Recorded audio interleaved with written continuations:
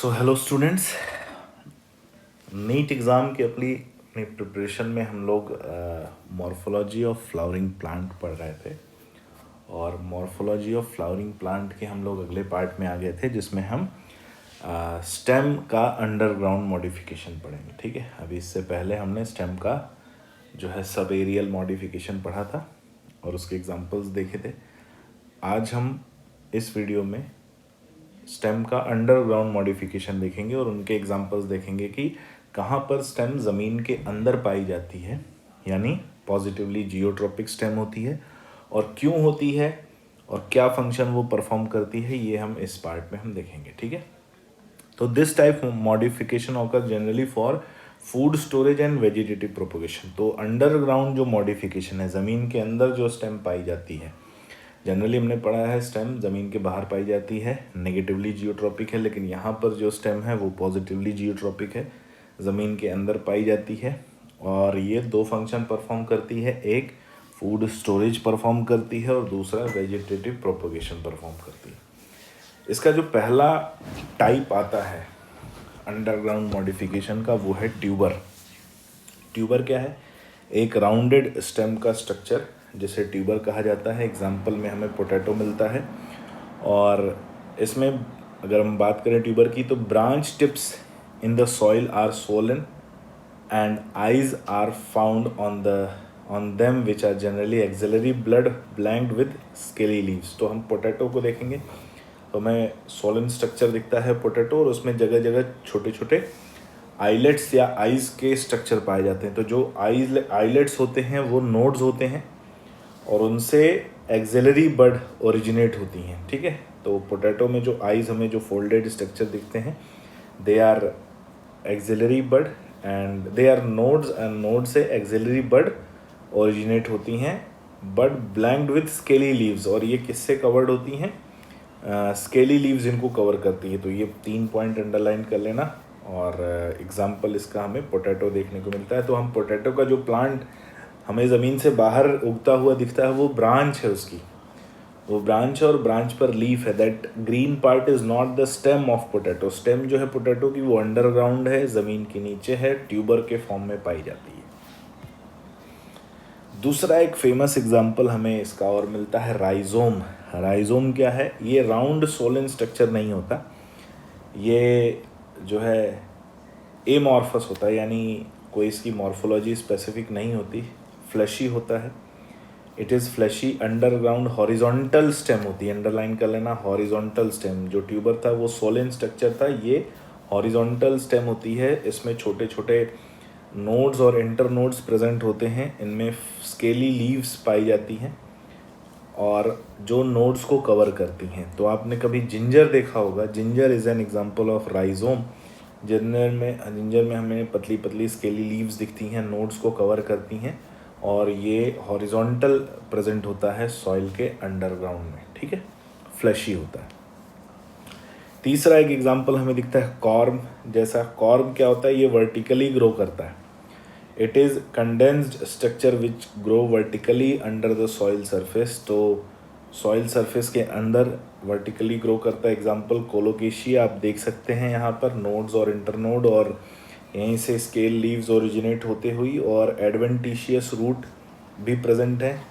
और इसी में इन्हीं के वेजिटेटिव प्रोपोगेशन से और भी कॉर्म बनते हैं जिन्हें डॉटर कॉर्म कहा जा रहा है, और मेन जो राउंड स्ट्रक्चर है वो मेन कॉर्म है। ठीक है, तो कोलोकेशिया में देखने को मिलता है हमें, जिसे हम जैसे अरवी अगर आपने देखी होगी तो वैसा ही होता है। कॉर्म हम देख सकते हैं अंडरग्राउंड वर्टिकली प्रेजेंट होता है। अंडरलाइन कर लेना इसमें, vertically under the soil surface. Example colocasia. Next एक और बड़ा फेमस एग्जांपल मिलता है हमें बल्ब का। ठीक है, बल्ब क्या है? बल्ब हमें जो है बल्ब शेप एक स्मॉल डिस्क लाइक स्ट्रक्चर हमें मिलता है स्टेम का, and it is surrounded by numerous flashy leaves. तो ओनियन इसका एग्जांपल है। आप देख सकते हैं ओनियन में, जहाँ पर ओनियन लिखा हुआ उसके ऊपर एक येलो कलर का, डार्क येलो कलर का डिस्क जैसा स्ट्रक्चर दिख रहा है। दिस पार्ट इज स्टेम, और उसके ऊपर जो वाइट और रेड कलर की जो लीफ लाइक स्ट्रक्चर दिख रहे हैं, ये फ्लैशी लीव्स हैं। तो ओनियन एग्जाम्पल है डिस्क लाइक स्टेम का, and it is surrounded by flashy leaves, और ये अंडरग्राउंड स्टेम है जो सॉइल के अंदर पाया जाता है। राउंड शेप का होता है इसलिए इसे बल्ब कहते हैं। Example onion. थर्ड पॉइंट पर आते हैं हम लोग, एरियल मॉडिफिकेशन। एरियल यानी जो एयर में स्टेम का पार्ट प्रेजेंट होता है और उसमें कौन कौन सा मॉडिफिकेशन पाया जाता है, यानी हवा में कौन कौन से स्टेम में मॉडिफिकेशन पाए जाते हैं। हमने सरफेस पर देख लिया था, हमने सरफेस के नीचे देख लिया यानी सब एरियल देख लिया, अंडरग्राउंड देख लिया। अब है एरियल यानी जो स्टेम का जो पार्ट एयर में एटमॉस्फेयर की तरफ होता है उसमें क्या क्या मॉडिफिकेशन देखने को मिलता है। बहुत इंपॉर्टेंट है, याद रखना। पहला एग्जाम्पल हमें दिखने को मिलता है वो है स्टेम टेंड्रिल। स्टेम टेंड्रिल क्या होता है, जब भी हम देखेंगे कि नोड से लीफ ओरिजिनेट होती है, ठीक है, नोड से जब भी लीफ ओरिजिनेट जहाँ से होती है और लीफ का जो बेस होता है, जहाँ पे नोड से लीफ ओरिजिनेट होती है और उसका बेस जहाँ अटैच होता है स्टेम पे, वहाँ से एक स्प्रिंग लाइक स्ट्रक्चर निकलता हुआ दिखाई देता है, और ये स्प्रिंग लाइक स्ट्रक्चर ही कहलाता है स्टेम टेंड्रिल, जो स्टेम का मॉडिफिकेशन है, स्प्रिंग लाइक स्ट्रक्चर। और ये क्यों होता है, ये क्लाइंबिंग में हेल्प करता है, अटैचमेंट बनाने में हेल्प करता है, एंकरेज में हेल्प करता है, ठीक है, एंकरेज बनाता है जिससे अटैचमेंट बनता है और प्लांट जो है क्लाइंब कर पाता है जिनकी वीक स्टेम पाई जाती है। एग्जाम्पल हमें ग्रेप्स में मिलता है, तो आप ये स्टेम टेंड्रिल का एग्जाम्पल यहाँ देख सकते हैं। स्प्रिंग जैसा कॉइल्ड स्ट्रक्चर जो है ओरिजिनेट फ्रॉम नोड, ठीक है, नोड से ओरिजिनेट होता है।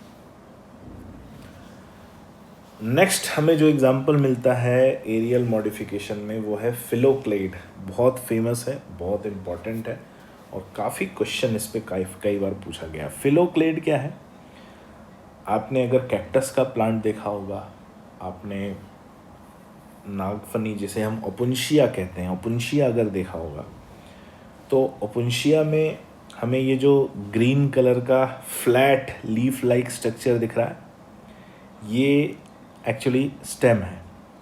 और जो स्पाइंस हमें कैक्टस और ओपुंशिया यानी नागफनी में देखने को मिलते हैं, these spines are actually leaves. तो यानी यहाँ पर stem is modified in the form of leaf, green colour का दिखता है, फ्लैट होता है, फ्लैशी होता है, फोटोसिंथेसिस परफॉर्म करता है एंड बियर स्पाइंस। तो स्पाइंस जहाँ से ओरिजिनेट होते हैं वो पार्ट है नोड, क्योंकि spines are the modified form of leaf, और ये मॉडिफिकेशन जो स्टेम का देखने को मिलता है इसे कहते हैं फिलोड। यहाँ पर हमें दो मॉडिफिकेशन दिख रहे हैं, एक हमें स्टेम का मॉडिफिकेशन दिख रहा है जिसमें हमें स्टेम फ्लैट लीफ लाइक दिख रहा है, इसे फिलोक्लेड बोलते हैं, और दूसरा हमें लीफ का मॉडिफिकेशन दिख रहा है जिसमें leaf is modified in the form of spines, इसे फिलोड बोलते हैं। तो यहाँ पे हमें दो एग्जाम्पल ये दिख रहे हैं, ठीक है, मॉडिफिकेशन पे। तो ओपुंशिया में एक लीफ का मॉडिफिकेशन मिलता है और एक स्टेम का मॉडिफिकेशन। तो stem is the green coloured flat fleshy leaf like structure that carry out photosynthesis, and example is Opuntia and cactus में हमें ये देखने को मिलता है। नेक्स्ट आता है स्टेम थॉर्न। तो थॉर्न जो है स्टेम से ओरिजिनेट होते हैं, और बात करें अगर हम तो अंडरलाइन कर लेना, एक्सिलरी बड जो होते हैं, axillary bud, they are modified to branch और अनब्रांच स्पाइंस। तो एक्सिलरी बड मॉडिफाई हो जाते हैं किसमें, स्पाइंस में। एग्जाम्पल कैरिसा में हमें देखने को मिलता है। लेकिन ये जो थॉर्न है ये तीन टाइप के होते हैं। तीन टाइप कैसे होते हैं, प्रिकल, स्पाइन एंड थॉर।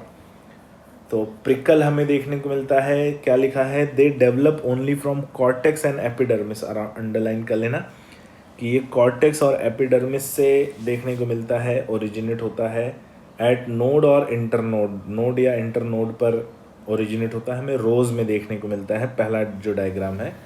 ऐसा नहीं कि केवल नोड पर ही ये स्पाइंस प्रेजेंट हैं, इंटरनोड रीजन में भी प्रेजेंट होते हैं, उन्हें प्रिकल कहा जाता है, रोज़ में देखने को मिलता है। अगर केवल नोड पर प्रेजेंट हो तो उन्हें स्पाइंस कहते हैं, और ये हमें देखने, यहाँ पर एग्जांपल है थॉर्न, और थॉर्न हमें देखने को मिलता है अगर हम बात करें बबूल में देखने को मिलता है, बोगनविलिया में देखने को मिलता है, ठीक है। और थर्ड आता है स्पाइंस। थॉर्न क्या है कि it is the modification of branch and are found in axil of leaf, example Carissa and Acacia. तो कैरिसा और अकेशिया में एक्साइल ऑफ लीफ के एक्साइल पार्ट पे हमें ये स्पाइन लाइक स्ट्रक्चर देखने को मिलते हैं। नेक्स्ट आते हैं, अच्छा ये मॉडिफिकेशन क्यों है ये समझें।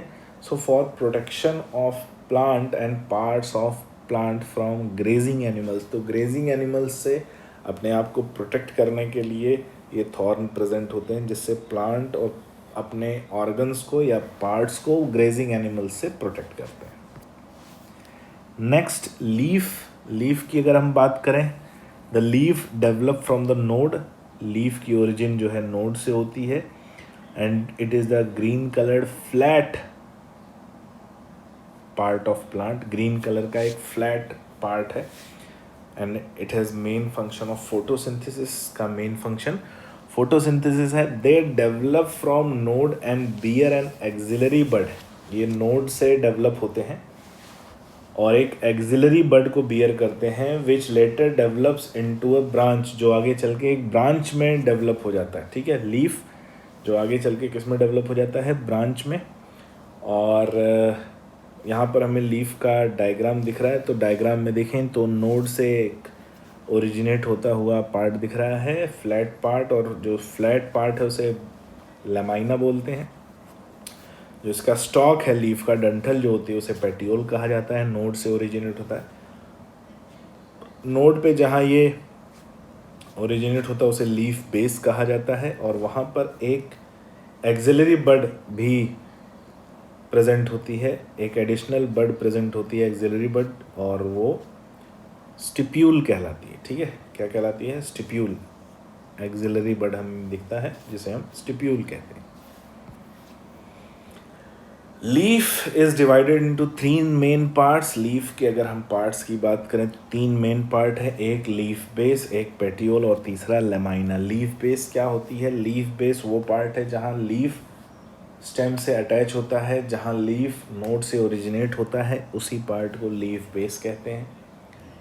दूसरा जो स्टॉक, जो डंठल जैसा स्ट्रक्चर है, stalk like structure that connect leaf base to lamina, तो जो लीफ बेस को लेमाइना से कनेक्ट करता है उसे पेटियोल कहा जाता है।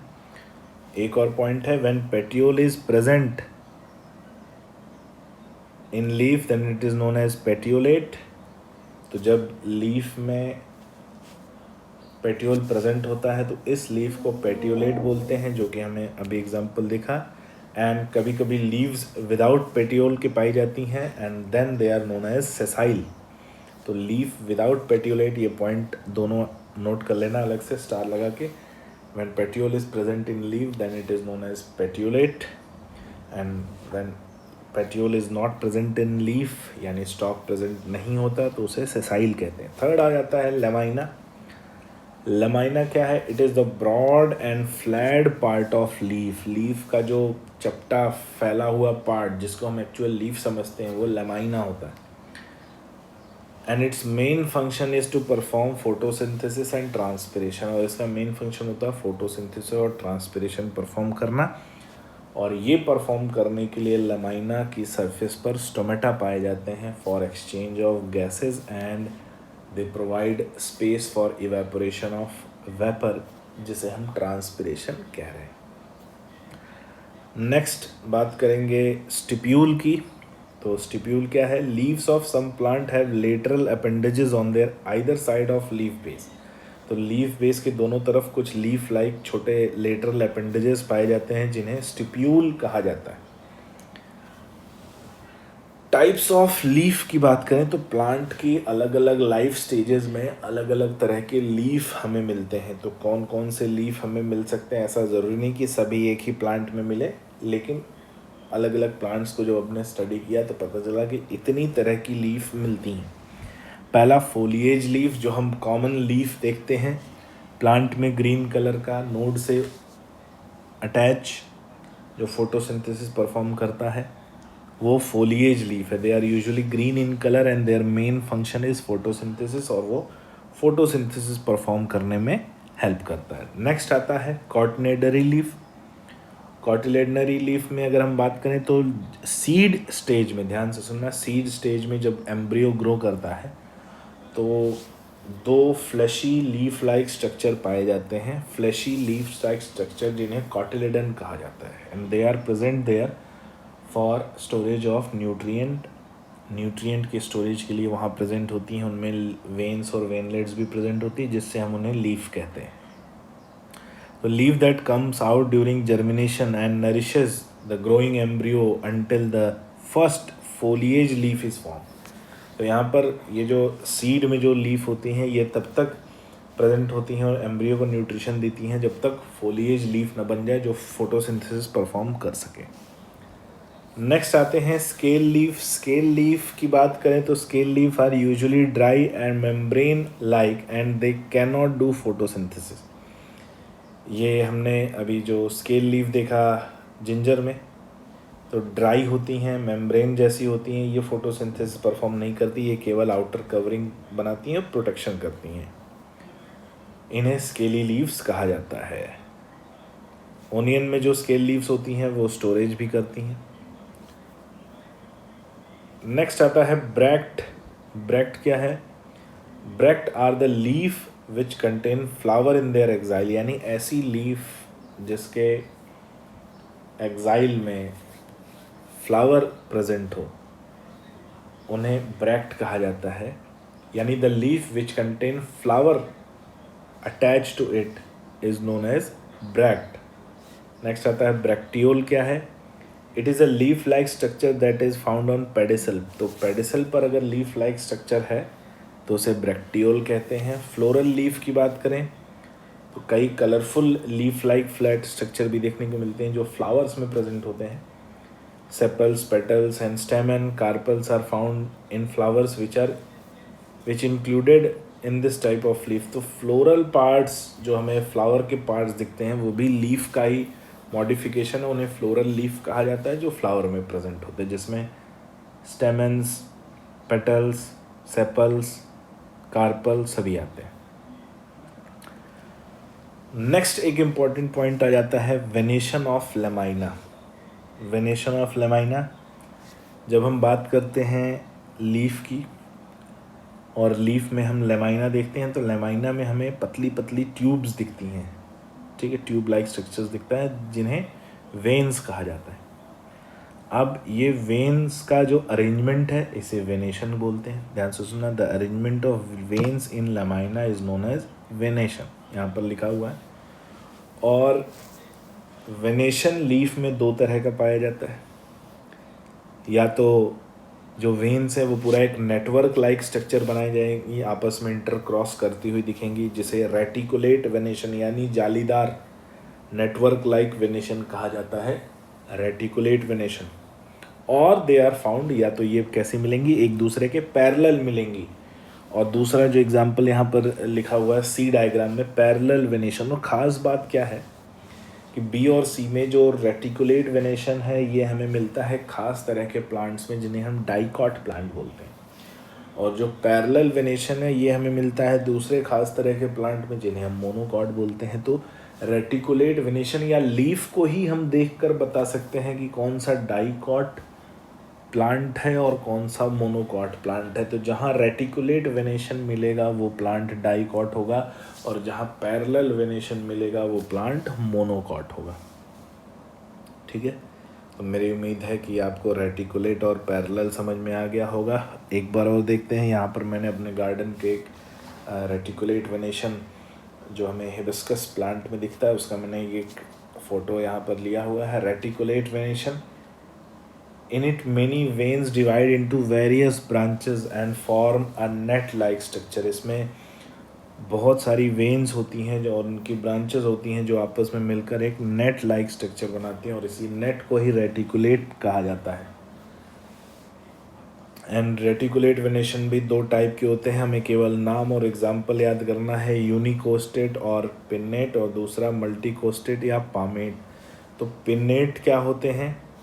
पिन्नेट होते हैं जहाँ पर सिंगल मिडरिब पाई जाती है। हम इस डायग्राम में देख सकते हैं, एक जो सेंटर पे जो लाइन जाती हुई दिख रही है वो मिडरिब है, तो उसे पिन्नेट कहते हैं। और दूसरा आता है पामेट। पामेट हमें देखने को मिलता है कॉटन में, अरहर में, कैम्फर में, जिजीफस में, तेज पत्ते में।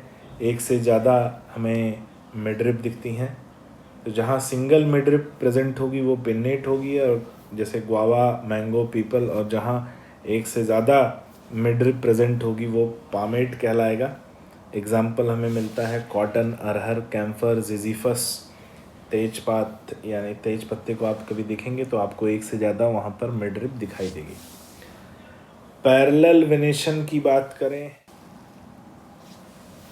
तो नेक्स्ट आते हैं हम लोग पैरेलल वेनेशन पे। और पैरेलल वेनेशन मैंने बता दिया आपको कि यहाँ पर हम जब बात करेंगे पैरेलल वेनेशन में, तो यहाँ पर जो वेन्स होती हैं वो एक दूसरे के पैरेलल रन करती हैं और ये कभी भी एक दूसरे को क्रॉस नहीं करती। और ये दो टाइप की होती हैं, एक पिन्नेट और दूसरा पामेट, हम आगे देखेंगे। तो पिन्नेट की बात करें तो they have only one principal vein that give off many veinlets which proceed towards margin of leaf base in a parallel manner and they lack veinlets. केवल एक प्रिंसिपल वेन होती है और उसी से वेनलेट्स निकलती हैं और सभी एक दूसरे के पैरेलल होती हैं। एग्जांपल हमने यहाँ पर पैरेलल वेनेशन का जो है बनाना लीफ लिया है जो कि एग्जांपल है। दूसरा है पामेट। पामेट में क्या होता है? It has many principal veins that arise from the tip of petiole and proceed upward. तो इसमें कई हमें प्रिंसिपल वेन्स मिलती हैं जो टिप से ओरिजिनेट होती दिखाई देती हैं और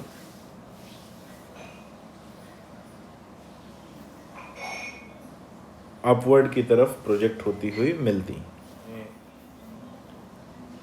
पहला डायग्राम दिख रहा है बनाना लीफ का, वो है पिन्नेट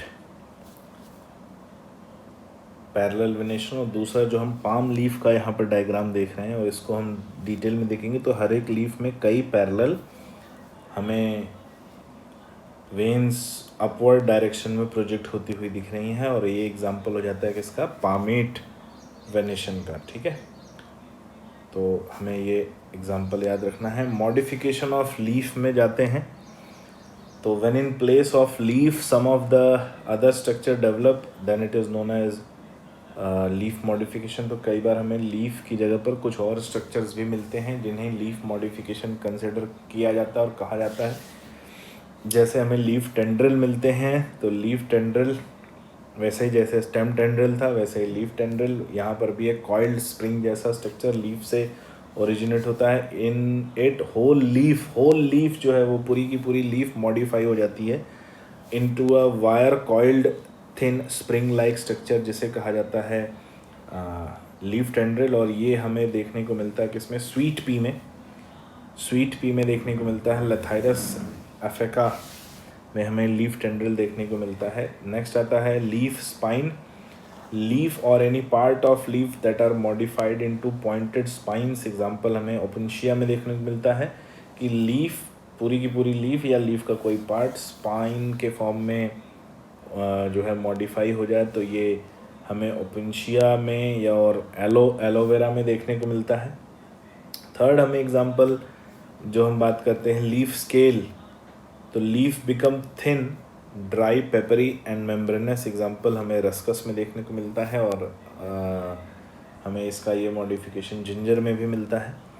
लीफ पिचर, अगर हम नेफेंथीज या पिचर प्लांट की बात करें तो वहाँ पर जो लीफ है वो एक कंटेनर के फॉर्म में जो है मॉडिफाई हो जाती है और उसके अंदर हाइड्रोलाइजिंग जो है केमिकल्स होते हैं, एसिड्स होते हैं, एंजाइम्स होते हैं, तो वो हमें मॉडिफिकेशन लीफ पिचर का देखने को मिलता है किसमें? नेफेंथीस में और डिशीडिया में।